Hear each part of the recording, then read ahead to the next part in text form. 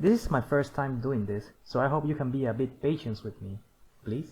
You want to start learning a new technology, but don't want to spend hours skimming through documentation and wondering why everything went wrong?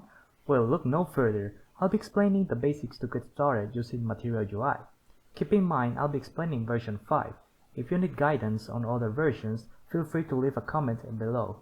Let's get started. First off, what's Material UI? It is a React component library with Google's Material Design Guidelines implementation, meaning it is a bundle of already created components ready to use as needed.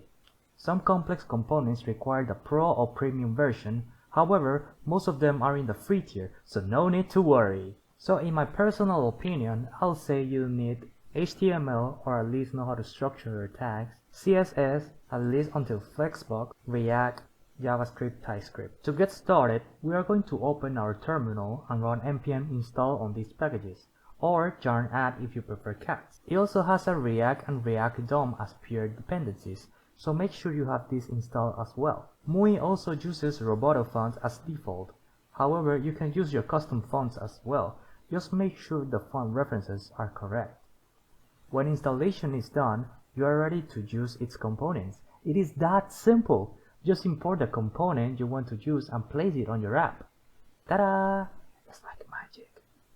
Now, we are going to get into the foundations of Material UI version 5. There are some props that all components share, and I'll give out my personal recommendations when starting out.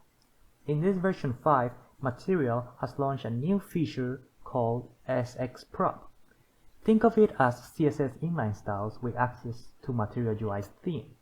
The theme lets you set a consistent design across all your components, and also having a single source of truth in your application.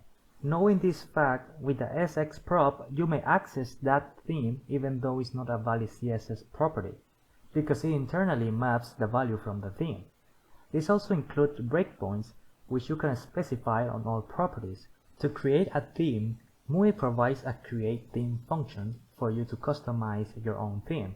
There is an official documentation on how to customize the theme.